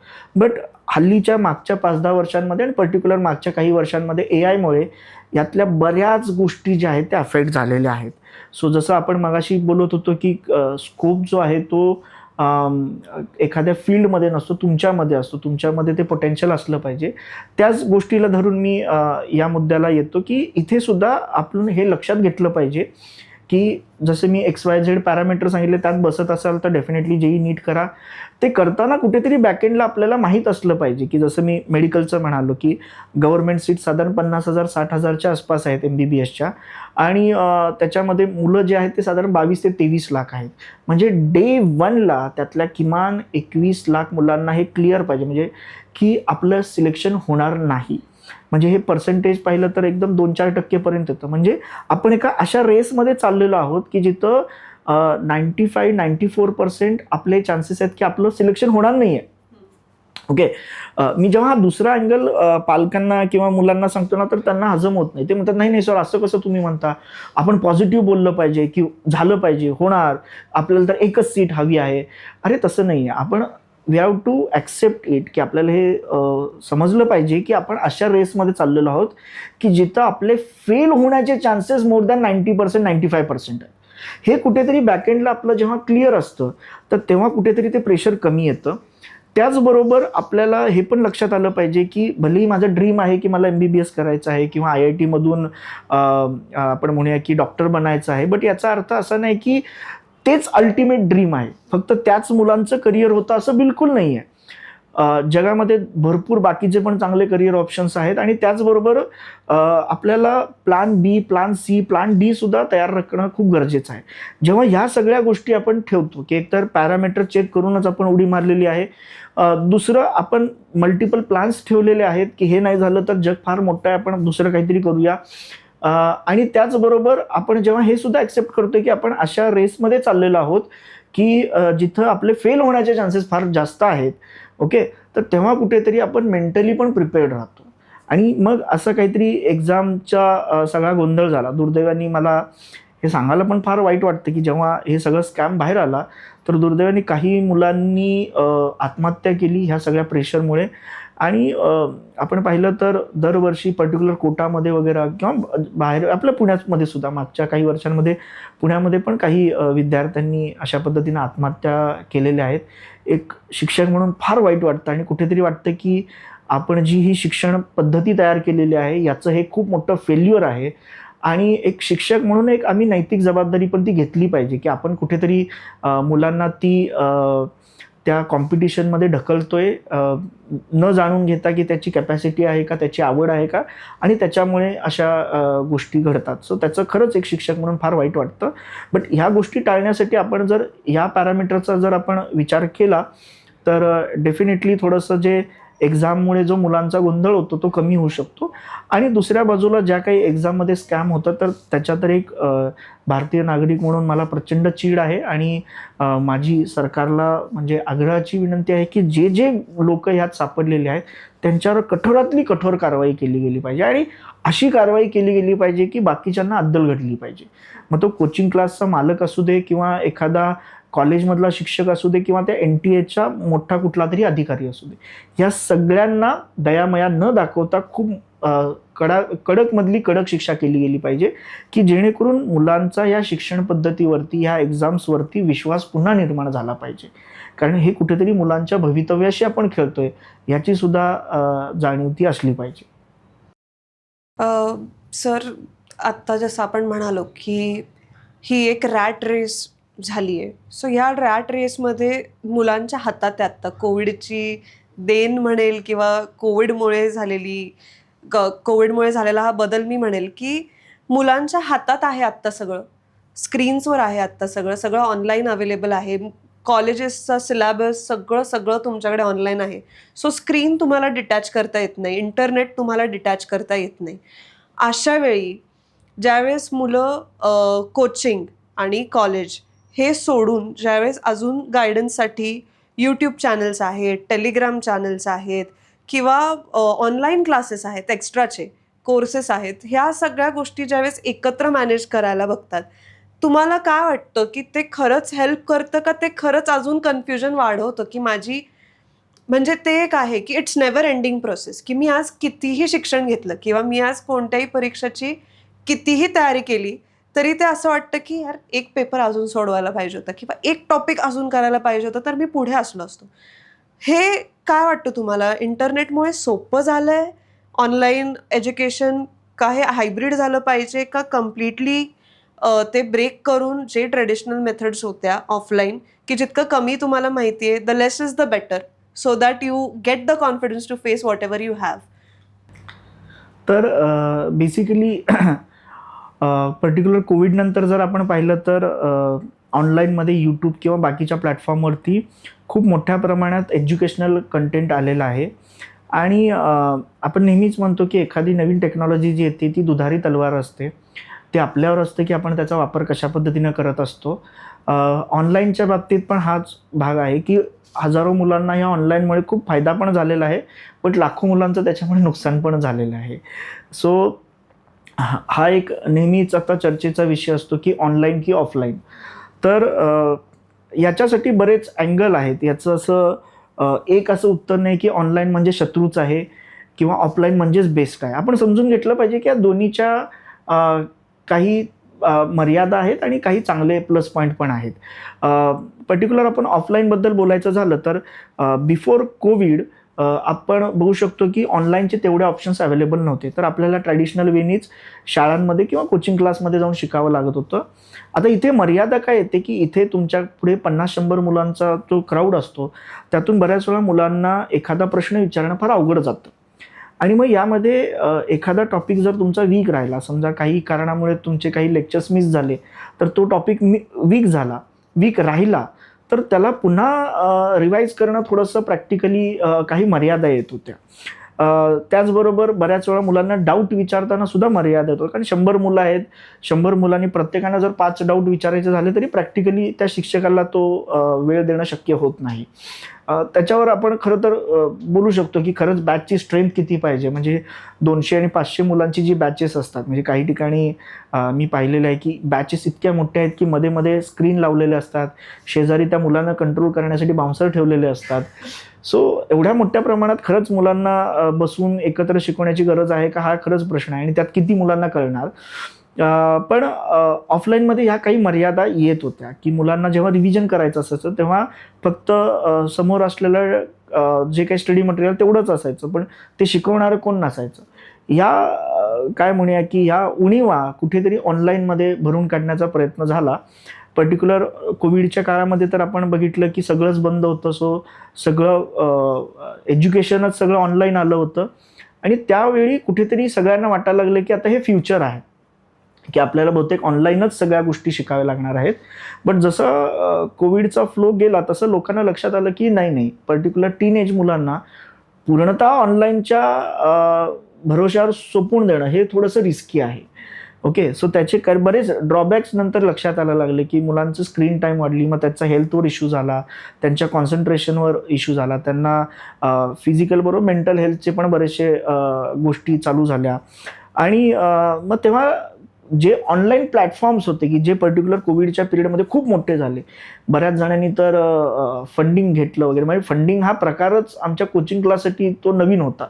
ओके, त्याच्यापूर्वी काही गोष्टी म्हणजे काही ठिकाणी फंडिंग झालं होतं, पण एवढ्या मोठ्या प्रमाणात नाही. हे ऑनलाईनच्या पिरियडमध्ये बरेचसे असे प्लॅटफॉर्म्स खूप मोठे झाले की फंडिंगच्या जोरावर वगैरे त्यांनी पूर्ण सेटअप वगैरे केला. पण जसा कोविडचा तो फेज गेला, या क्लासेसवाल्यांना पण लक्षात आलं, म्हणजे ऑनलाईन प्लॅटफॉर्म्सवाल्यांना लक्षात आलं की ऑनलाईनमध्ये म्हणावं तसा रिझल्ट मिळत नाही.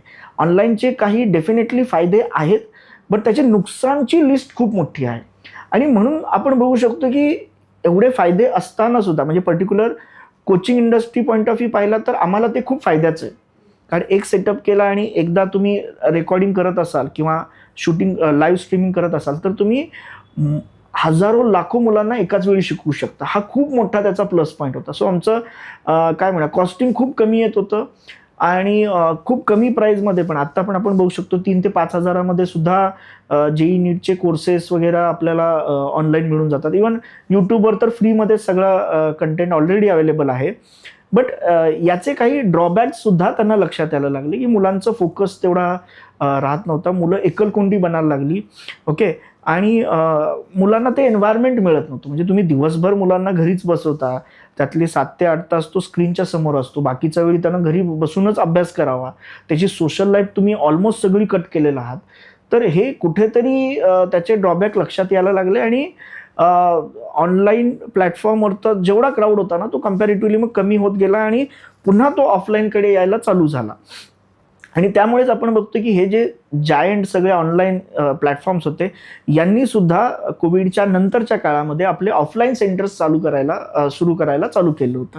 याचं मेन कारण तोच भाग होता की पर्टिक्युलर टीन एजमध्ये मुलांकडून आपण तेवढी जास्त अपेक्षा नाही करू शकत की त्यांनी पूर्ण एकाग्रतेने ते सगळं पाहावं. भली आपण तिथं त्यांना म्हणालो की मुलांसाठी फ्लेक्झिबल आहे, ते त्यांच्या वेळेनुसार शिकू शकतात, मल्टिपल टाइम्स बघू शकतात वगैरे, बट हा त्यांच्यासाठी ड्रॉबॅक आहे. जेव्हा आपण काय एंटरटेनमेंट बद्दल बोलत नाही की जिथं आपल्याला कन्व्हिनियन्स बघायचं आहे, आपण एज्युकेशन बद्दल बघतो, तर तिथं कन्व्हिनियन्सपेक्षा महत्त्वाचं आहे की क्वालिटी आणि बाकीचे पॅरामीटर सुद्धा बघणं फार गरजेचं होतं. सो हा जो कन्व्हिनियन्स मुलांना आपण दिला की तुझ्या वेळेनुसार तुझ्या पेसनुसार तू शिकू शकतोस, तर तो बऱ्याच मुलांसाठी तो निगेटिव्ह पार्ट त्याचा जास्त झाला की मुलांना लक्षात आलं की त्या गोष्टींमुळे मुलांचं एकूणच सगळ्या गोष्टी म्हणजे सगळ्या काय म्हणूया की फोकस आणि बाकी सगळ्या गोष्टींचा प्रॉब्लेम जास्त चालू झाला. तर ऑनलाईनवर पूर्णपणे विसंबून राहायला पाहिजे का? तर माझं स्पष्ट मत आहे की नसावं. फार क्वचित मुलांना ऑनलाईनचं प्लॅटफॉर्म सूट होऊ शकतं. त्यामध्ये आपण बघू शकतो की तो मुलगा सेल्फ डिसिप्लिन पाहिजे की जे दुर्दैवाने टीनेजमध्ये एवढं नसतं. म्हणजे ऑफलाईनमध्ये आमच्या समोर बसून जर तो डिसिप्लिन राहत नाही, तर ऑनलाईनमध्ये स्क्रीनच्या समोर बसून तो मॅगी खाणार नाही आणि स्क्रीनच्या पॅरलल दुसरं काहीतरी चालू करून बघणार नाही. हे अपेक्षा थोडी जास्त होईल मुलांकडून. Okay, so self discipline next लेवलला पाहिजे, जे फार 5-10% मुलं असतात. दुसरा एक समजा तो त्याचा स्वभावच इंट्रोवर्ड आहे की त्याला गर्दीमध्ये जाणं आवडत नाही आहे आणि तो पहिल्यापासूनच 10वीपर्यंतच तो नेहमीच एकटा राहिलेला आहे, त्याची जास्त फ्रेंड सर्कल नाही, तो एकटाच असतो, आपल्या रूममध्येच असतो. अशी मुलांना थोडंफार ते सूट होऊ शकतं. ओके, आणि दुसरं त्यात मग पालकांचा पण रोल वाढतो मग की त्यांना पण ते पॅरलली चेक करावं लागतं की खरंच आपला मुलगा व्यवस्थित करतोय का नाही, ह्या सगळ्या गोष्टी पण बघणं गरजेचं आहे. पण पूर्णतः ऑनलाईनवर विसंबून राहणं मला थोडंसं वाटतं की थोडं रिस्की होईल. तू जसं म्हणालीस हायब्रिड मोडमध्ये थोड्याफार प्रमाणात आपण उपयोग करू शकतो की जसं आपण एखादा ऑफलाईन क्लासमध्ये जात असेल किंवा शाळा कॉलेजेसमध्ये जात असेल आणि तिथं पर्टिक्युलर टॉपिक एखादा आपला मिस झाला किंवा आपला थोडासा नीट झाला नाही, सो तेवढ्या टॉपिकसाठी फक्त आपण आलो ऑनलाईनवरती, तेवढं फक्त पाहिलं, क्लिअर केलं आणि परत गेलो. कारण काय होतं की ऑनलाईनमध्ये आम्ही नेहमी गमतीनं म्हणतो की ऑनलाईनमधले आपण टीचर जर पाहिले तर त्यांचं ॲव्हरेज एज जे आहे ते 25 to 28 आहे. म्हणजे पूर्वी टीचर जेवढा सिनियर तेवढा तो चांगला म्हटला जात होता, कारण त्याचा तेवढा एक्सपिरियन्स आहे, वास्ट एक्सपिरियन्स आहे. बट हल्लीच्या मुलांना काय झालंय की सर आणि मॅडमकडून शिकण्यापेक्षा भैया आणि दीदीकडून शिकायला आवडतं. ओके, जे जस्ट पासआउट झालेले आहेत, भली तो IITian असेल, भली तो डॉक्टर असेल वगैरे, बट याचा अर्थ कुठेच नाही आहे की तो लगेच चांगला टीचर असेल. तुमचं क्वालिफिकेशन आणि टीचिंग याच्यामध्ये बऱ्याच फरक असू शकतो, कारण टीचिंग ही एक आर्ट आहे. ओके, आणि ती आर्ट जी आहे ती वर्षानुवर्षाच्या तपश्चर्येनंतर अजून इम्प्रूव्ह होत असते.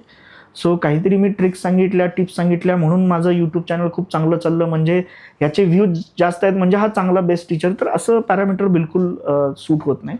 सो येस, मुलांनी ऑनलाईनचा वापर केलाच पाहिजे, पण तो फार लिमिटेड केला पाहिजे. आयडियली तर मला वाटतं की त्यांनी करूच नाही, कारण ऑफलाईनमध्ये जर तुमचे टीचर सक्षम असतील, तिथे तुम्ही पैसे दिलेले आहात, तर मी म्हणतो चांगल्या अर्थाने ते वापरून घ्या, त्यांच्याकडे जावा, डाऊट्स क्लिअर करा. ओके, फार क्वचित ठिकाणी समजा एखाद्या टीचरबरोबर तुमचं जुळत नसेल, त्याचं कळत नसेल, तर ऑफलाईनमध्येच पर्याय शोधा. जर तो मिळत नसेल तर डेफिनेटली थोड्या प्रमाणात तुम्ही ऑनलाईनची मदत घेऊ शकता. पर्टिक्युलर बरेचसे आता ऑनलाईन टेस्टिंगचे म्हणजे टेस्टचे प्लॅटफॉर्म्स आलेले आहेत की जे तुम्हाला खूप चांगल्या प्रकारे ऑनलाईन पेपर्स वगैरे प्रोव्हाइड करतात. तर अशा टेस्ट सिरीजचा वगैरे तुम्ही डेफिनेटली फायदा करून घेऊ शकता. बट इन्स्टा किंवा शॉर्ट्समधले जे ट्रिक्स असतात त्या ट्रिक्सच्या खूप मागे जायची गरज नाही आहे. आणि ऑनलाईनमध्ये आता मी सुद्धा एक यूट्यूब चॅनल चालवतो, आपण आता हे सगळं जे करणार ते ऑनलाईनच जाणार आहे. पण मला तरी पर्सनली वाटते की मुलांनी ऑनलाईनपासून जेवढं लांब राहता येईल तेवढं राहावं, कारण तिथे असं नाही होत की मी एक पर्टिक्युलर टॉपिक बघायला गेलो, बघितलं आणि आलो. तिथं गेल्यानंतर यूट्यूबचं जे अल्गोरिदम आहे ते मला अजून 4 गोष्टी अशा दाखवणार आहे, असं काहीतरी थंबनेल दिसणार आहे की मला ते बघावंच वाटणार आणि त्यात वेळ खूप जातो. आणि बऱ्याच वेळा आम्ही असं ऑब्झर्व केलेलं आहे की ऑनलाईनमध्ये मुलांना तो एक ते फील होतं की मला कळलेलं आहे, कारण तिथे तुम्हाला मेहनत नाही करायची. तिथं गणित पण तो सर सोडून देत असतो, सगळं एक्सप्लेन करत असतो. सो ऐकताना असं वाटतं की मला कळलं. सो बऱ्याच वेळा त्याचा लाँग टर्ममध्ये थोडासा त्रास होऊ शकतो. तर ऑनलाईन वापरावं का? येस, थोडंसं वापरू शकता डिपेंडिंग अपॉन तुमची रिक्वायरमेंट. आयडियली तुम्ही लांब राहिला तर जास्त बेटर राहील, कारण ऑफलाईनमध्ये पण खूप चांगले टीचर्स असतात. तुम्ही त्यांचा चांगला वापर करून घ्या. हां, काही प्रॉब्लेम येत असेल तर थोडीफार मदत घेऊ शकता. अदरवाईज ऑफलाईन मी थोडासा जास्त प्रिफर करेन, पर्टिक्युलर टीनएजरसाठी. हां, तुम्ही ग्रॅज्युएशन, पोस्ट ग्रॅज्युएशनला असाल तर तेव्हा ती मॅच्युरिटी आलेली असते की आपल्याला एवढाच कंटेंट घ्यायचा आणि पुढे जायचं आहे. मग अशा वेळी एखादा प्रोफेशनल कोर्स वगैरे तुम्ही करत असाल ऑनलाईनमध्ये, तर त्याचा तुम्हाला डेफिनेटली तिथे फायदा होऊ शकतो. बट पर्टिक्युलर जो मी ज्या क्राऊडबरोबर काम करतो 11वी-12वीचा, तिथं माझं मुलांना सजेशन असते की जेवढं होईल तेवढं ऑनलाईन थोडंसं टाळा. गरज लागली तर तेवढ्यापुरतं बघा आणि परत ऑफलाईनच्याच मागे लागा. आता आपण पॉडकास्टच्या एंडकडे वळूयात. ज्या काही गोष्टी तुम्ही सांगितल्या त्यात स्टुडंट हा महत्त्वाचा फॅक्टर आहेच, त्याबरोबर टीचर हाही खूप महत्त्वाचा फॅक्टर आहे. पण ज्यावेळेस एका शिक्षकाला आणि एका स्टुडंटला वाटतं की हे माझ्याकडून होणार आहे का नाही होणार आहे, आणि हा मुद्दा ज्यावेळेस पालकांकडे बोलायची वेळ येते किंवा हा जो काही स्कॅम झाला आहे, ह्यात ज्यावेळेस पालकांची भूमिका येते, त्यावेळेस पालकांनी कसं प्रोत्साहन द्यावं, पालकांनी कसं रिॲक्ट करावं आणि कसं मुलांना समजून घ्यावं. तर शेवटी जर तुम्हाला जो काही निरोप द्यायचा आहे पालकांना आणि मुलांना पण, तो काय आहे आणि त्यांनी कसं पुढं जावं ह्या सगळ्या गडबडीतनं? शेवटी पालकांना आणि विद्यार्थ्यांना एवढं सांगू इच्छितो की सगळ्यांनी जेई नीट करण्याची बिलकुल गरज नाही आहे. मी जसं आधीच बोललो की 8वी-9वी पासूनच तुम्ही ह्या गोष्टीचा विचार करणं गरजेचं आहे की आपण काय करू शकतो. मी जसं म्हणालो, सायकोमेट्रिक टेस्ट करणं आणि त्यातून मग चांगल्या काउन्सिलरकडनं ह्या सगळ्या गोष्टी डिस्कस करणं, ह्या फार गरजेच्या आहेत. त्याचबरोबर जेव्हा समजा तुमचा डिसिजन होईल की नाही, ह्या सगळ्या गोष्टीनंतरसुद्धा आम्हाला जेई किंवा नीटचा अटेम्प्ट द्यायचा आहे, तर पालकांना हे बॅकएंडला माहीत पाहिजे की प्रोबॅबिलिटी मी जसं म्हणालो की खूप कमी आहे. बॅकएंडला प्लॅन बी, प्लॅन सी चांगलं ठेवणं पण आपलं अत्यंत महत्त्वाचं आहे. आणि हे कुठेतरी लक्षात ठेवायचं आहे की एखाद्या चांगल्या क्लासला घातलं म्हणजे झालं, असं नाही आहे. आपल्याला कॉन्स्टंटली त्या गोष्टी मॉनिटर करणं गरजेचं आहे. डेफिनेटली ॲज अ पॅरेंट म्हणून तुम्ही डे टू डे लाईफच्या सगळ्या गोष्टी चेक नाही करू शकत की आज काय शिकवलं आणि इतकं शिकवलं का आहे. बट ओव्हरऑल टेस्ट कशा चालू आहेत, टेस्टचा परफॉर्मन्स काय चालू आहेत, कन्सिस्टंटली स्कोर कमी येत असेल तर तुम्ही त्या शिक्षकांशी डिस्कस केला पाहिजेत की ॲक्च्युली प्रॉब्लेम कुठे आहे. आणि जर खरंच वाटलं की आपल्या मुलाला हे झेपत नाही, तर आपण बाकीचे पर्यायसुद्धा पाहिले पाहिजेत. आणि पालक म्हणून मला असं वाटतं की त्यांची मुख्य भूमिका जी आहे, तर ती मुलाचे आरोग्य सांभाळण्याची आहे. मुलाचं हेल्थ सांभाळणं फार गरजेचं आहे या 2 वर्षांच्या जर्नीमध्ये. पर्टिक्युलर त्याची झोप पुरेशी होते का नाही, त्याला चांगलं हेल्दी असं सगळं जेवण मिळतं आहे का नाही, त्याचबरोबर तो कुठल्या दुसऱ्या वाईट संगतीला तर लागलेला नाही आहे ना, त्याचं डिस्ट्रॅक्शन होऊन कुठेतरी दुसरीकडे तर तो वाया जात नाही ना. तर या गोष्टी पालकांनी बघणं फार गरजेचं आहे की हेल्थ आणि त्याचं डिस्ट्रॅक्शन ह्या सगळ्या गोष्टींना पालकांनी मॅनेज केलं. त्याचबरोबर त्याला पिरियडिकली त्याला ते विचारत राहणं की तुझं कसं चालू आहे, जमतंय का नाही. आणि जमत नसेल तर त्याच्यावर ओरडण्यापेक्षा त्याचा मूळकडे जाण्याचा प्रयत्न करणं की त्याला अजून काही सपोर्ट देऊ शकतो का. आणि समजा होत नसेल तर त्याला तो आधार देणं की बाळा हे नाही तर अजून भरपूर गोष्टी आहेत.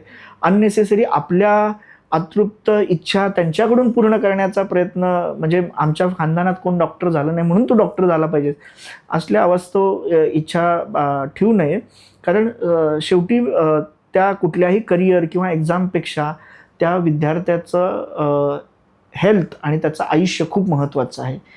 जी टोकाची पावलं उचलणारी मुलं आहेत त्याच्यामागे बरीचशी कारणं असतात, पण त्यातलं हे पण एक पालकांकडून येणारं प्रेशर हे सुद्धा फार गरजेचं आहे. सो मला असं नेहमी वाटतं की पालकांनी तो किमान प्रेशरचा भाग करू नये. हां, एक डिसिप्लिन राखण्यासाठी प्रयत्न करावा, बट इतकं प्रेशर नसावं की त्याच्यामुळे मुलाच्या हेल्थवर आणि एकूणच त्याच्यावर परिणाम व्हावा. सो पालकांनी ह्या सगळ्या गोष्टींची जर काळजी घेतली आणि मुलाचा ट्रॅक प्रॉपर जर व्यवस्थितपणे शिक्षकांच्या मार्गदर्शनाखाली व्यवस्थित होतोय का नाही हे चेक करत राहिले तरीसुद्धा आपण खूप चांगल्या प्रकारे मुलांकडून काय म्हणूया की सक्सेससाठीचे आपण अपेक्षा करू शकतो. बरोबर. Thank you so much sir. तुम्ही आज एक शिक्षक आहात आणि जे माझं पण पर्सनल हे मत आहे की पुस्तकी ज्ञान एक असतं आणि ज्यावेळेस मुलं एका प्रॅक्टिकल वर्ल्डमध्ये पाऊल ठेवतात त्यावेळेस त्यांना प्रॅक्टिकली डिसिजन्स कसे घ्यायचेत, काय घ्यायचेत हे शिकण्यात जो वेळ जातो ह्याचं काउन्सिलिंग कुठे आधीपासनं व्हायला पाहिजे हे तुम्ही सांगितलंत. हे खूप इन्साइटफुल होतं. मित्रांनो, जसं आत्तापर्यंत तुम्ही ऐकलंत की हा जो काही स्कॅम झाला आहे आम्हाला खरंच खंत वाटते ह्या गोष्टीची की कुठेतरी तुमच्या करिअरला तुम्हाला वाटत असेल आत्ता ब्रेक लागला आहे पण कुठेही खचून न जाता पुढे काय पाऊल उचलायचं आहे. पालकांसाठी पण ही सूचनाच आहे की मुलांनी पुढे काय पाऊल उचललं पाहिजे ह्याच्यावर जास्त भर दिली गेली पाहिजे ना की आता काय होईल पॅनिक करण्यापेक्षा तुम्ही पुढे फ्युचर कुठे बघताय तुमचं आणि त्याच्यासाठी जी काय वाटचाल लागेल ती करावीत. दुसरी गोष्ट म्हणजे की खूप आधीपासनं तुम्ही सुरुवात करा की मला करिअरमध्ये काय करायचं आहे, मी कुठे स्टँड करतो किंवा करते आणि त्याच हिशोबाने पुढची वाटचाल ठरवा आणि ॲज प्लॅन जा. ठीक आहे, गोष्टी कधी कधी ॲज प्लॅन होतही नाहीत पण म्हणून खचून जाणं हा ऑप्शन नाही आहे. पॅरेंट्स, शिक्षक, तुमच्या जवळची लोकं तुम्हाला आज सपोर्ट करायलाच आहेत. सो तो सपोर्ट घ्या आणि पुढे चालत राहा कारण जग खूप मोठं आहे मित्रांनो आणि प्रॉब्लेम्स येत राहतील. त्याला टॅकल करणं हेच लर्न टू लर्न आहे. Learn to learn how to tackle problems, learn to learn how to take education. ह्या नोटवर आम्ही आज तुमची रजा घेतो आणि भेटूयात पुढच्याच पॉडकास्टमध्ये ह्याच एनर्जीनी आणि ह्याच जोशात. थँक्यू.